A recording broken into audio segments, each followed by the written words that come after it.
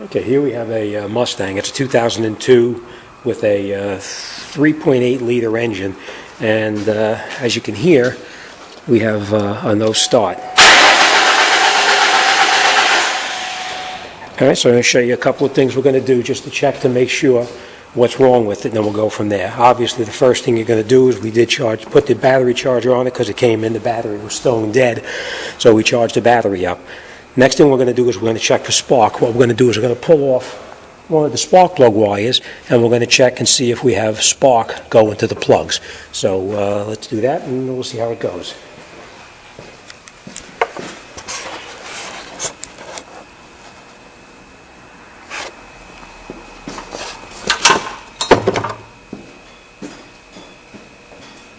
You just take a piece of wire, and again we're going to take the wire off of one of the plugs because it makes it a little bit easier. And what we're going to do is we're going to just connect onto it with a jumper wire. We're just going to connect into the wire, and then we're going to check and we're going to see if we have any spark coming from the wire. So let me grab you and I'll show you. So this is the wire. We're just going to hold it about a quarter-inch away from the ground and see if we have any spark. So let me just put this down and I'll show you how it goes.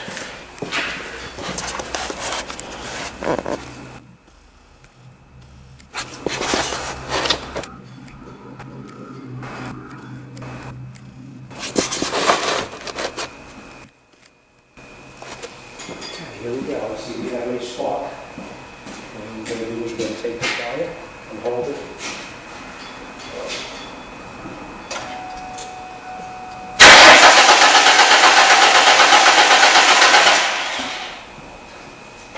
And as you can see, we're getting a pretty good spark. It's jumping a good quarter-inch to half-inch, so it's a good, nice, bright spark. So we're going to reconnect the wire back onto the spark plug where we took it off from.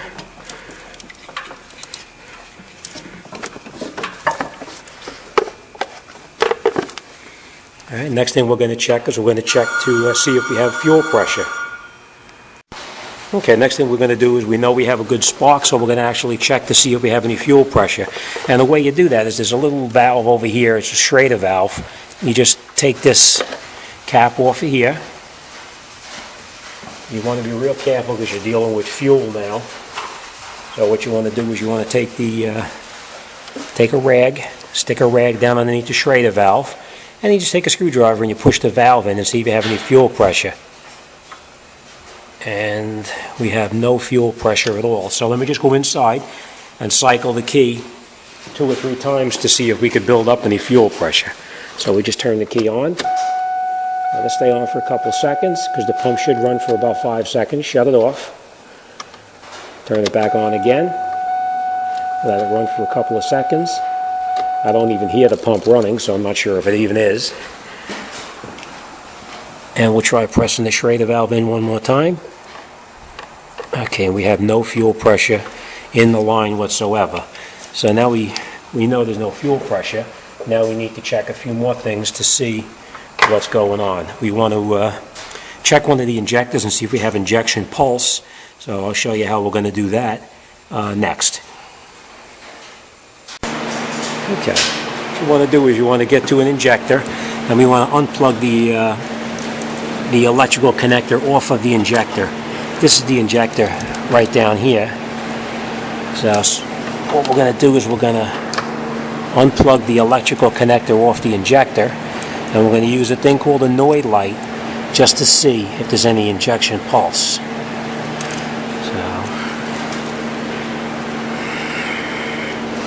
What you're going to do is we're going to push that little clip right there in towards the center of the car and just pull the I'm going to put the camera down for 1 second.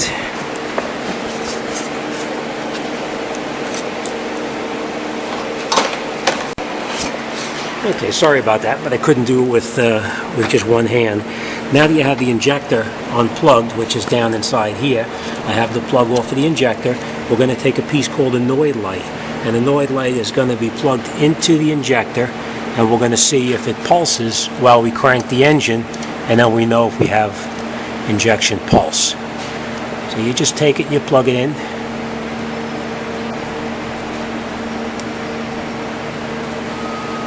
I'm going to put you down one more time. Sorry about that.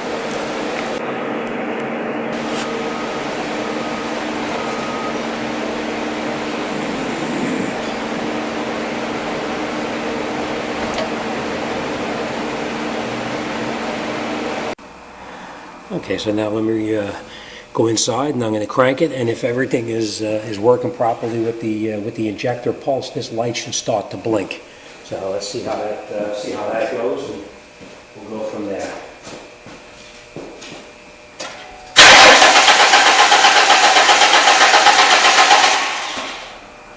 Okay. Right, as we can see, the injector is actually pulsing the way it's supposed to.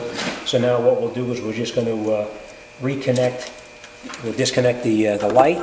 We'll plug the injector back in over here, and now we know we have an injection pulse, and we know we have spark. We have an injection pulse.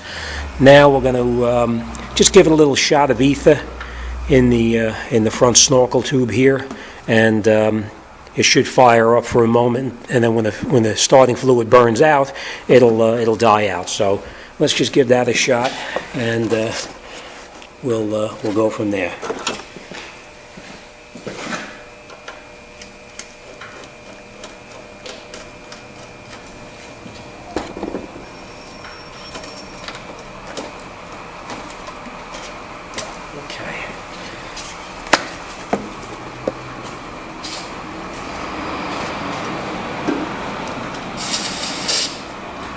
Just give it a little shot of ether. Make sure we reconnect this snorkel tube. You don't want to fire this up with the tube disconnected, because you have an airflow meter that has to sense the flow of air past the meter. So we just reconnect it, and then we'll give it a shot and see what happens. Should start for a moment and then run out of fuel and die out. Let's see.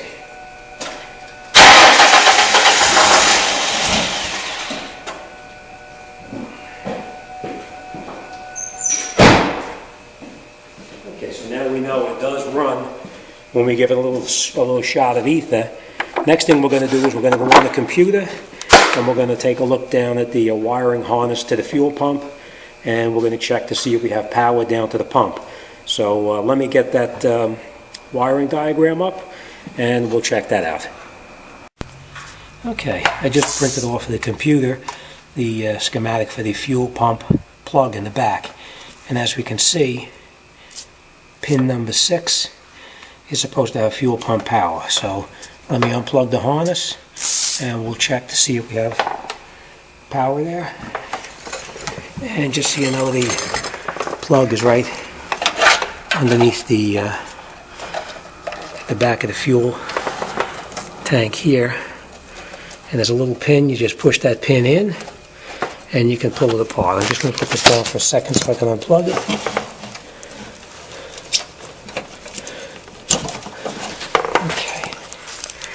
Alright, so we unplug it now, and we're going to check pin number 6. And pin number 6 is right in here on the harness. Let me just turn the key to the on position, and we'll go from there.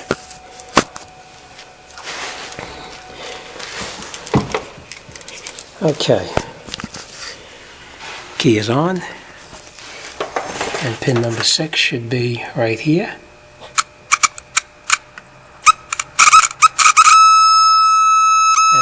See, it does have power to pin number 6. So we know that it has power coming to the pump, but the pump is not running.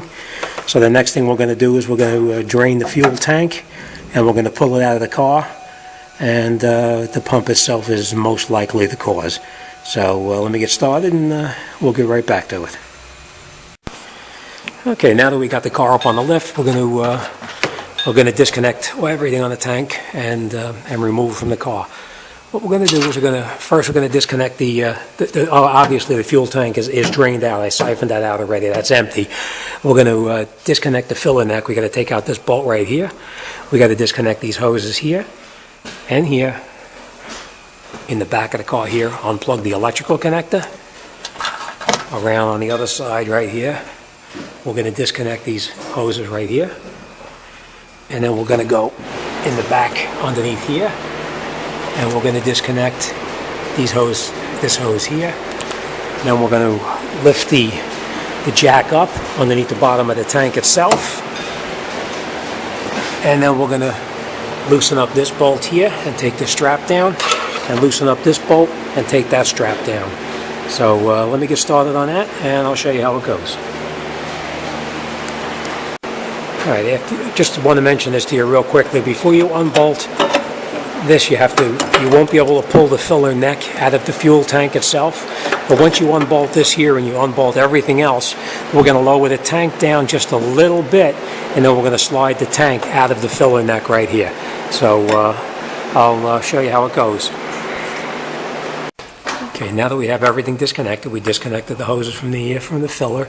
We unplugged the plug for the electrical connector. We took off these hoses up underneath here for the emissions. And the way you take these hoses off is this one here. You don't pry it off, you pull the clip towards you. And you'll see where it pulls and opens up. Pull it towards you, and the clip opens up and slides right off, and you pull the line right off. Alright, the last thing we're going to do now is we're going to go underneath the car to where the fuel filter is located, right up underneath here, and we're going to remove the filter. We're going to take off the safety clip right here, and we have a special tool that we need to put in here to take this off. Let me show you what they look like. This is what it looks like, and what it is it goes in here like this.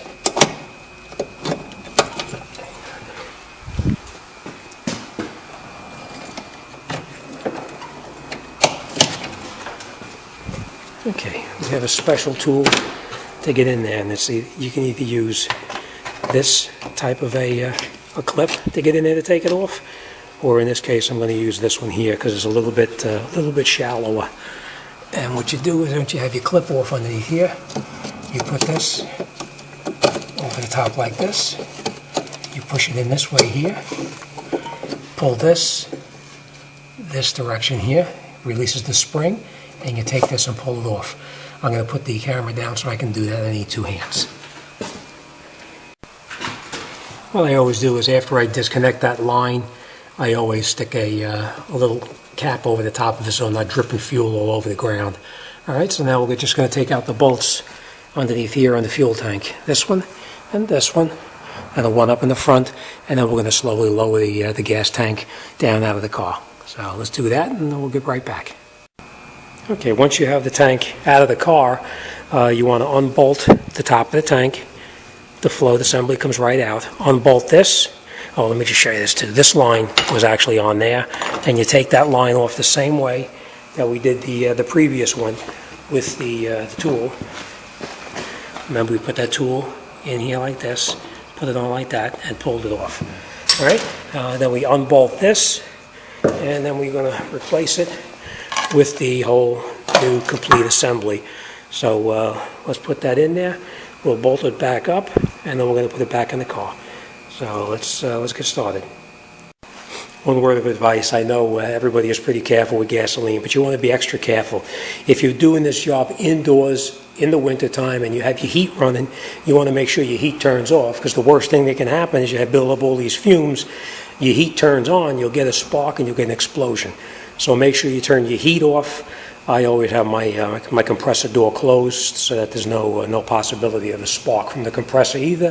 In this particular case, I actually shut the compressor off for that reason. So just be careful, because fumes they could be a killer. Okay, once you've got the top opened up, you look inside and you'll see the fuel pump assembly in here. What you basically do is just pull these clips towards you here, and the other clip on the other side over here, and this pump will pull right out of the tank. So let me do that, and I'll show you how to put the new one back in just a moment. Okay, once we got the old assembly out, we put on the side, and we're going to take the new assembly and we're going to install it right into the gas tank. And the way it goes in is exactly how you took it out. This goes in over here, and it fits right down only one way into those lock clips. So let me just put this camera down and I'll show you how it goes. Okay, we push it down until these tabs lock back into position where it first came out of. When you push it down, you'll feel it lock right in and it snaps in. Now we're just going to reattach the top lid, and we're going to put the bolts into it, and then I'll come right back and show you how it goes once I get those in there. Okay, once we have all the bolts tightened up on the top of the pump, we're going to reconnect our electrical connectors as we disconnected them. This one just pushes right in here, and you'll hear it snap. The wiring we're going to put back underneath where it was located before. It was underneath here. So we're going to put it right back in the same place. I'm going to tape that down. This comes around underneath here to this location here. And then we're going to reattach this hose, and you'll hear it snap.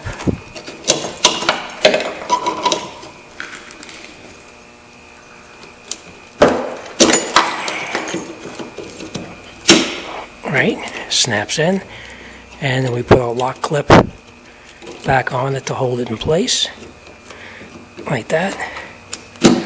And then we're going to put the tank back into the car. So let me get to that point, and I'll get right back to you. Okay, now that we got the tank in, we're just going to go over and make sure everything is tight. The filling neck is in. The hoses are reconnected as they're supposed to be. The clip has been reattached onto the top right up here where it's supposed to be. The fuel line is connected.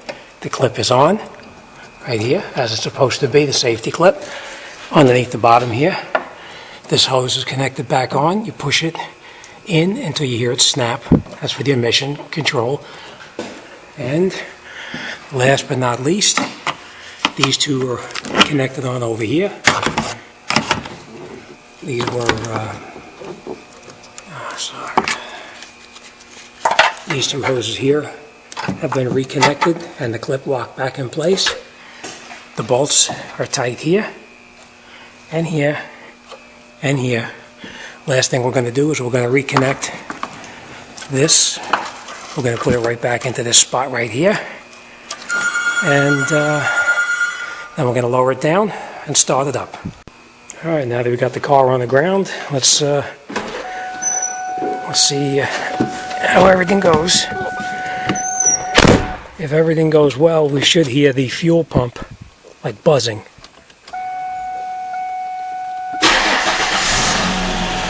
That's it. Perfect. Just got to put the fuel back in the tank now and take it for a test drive, and we're all done.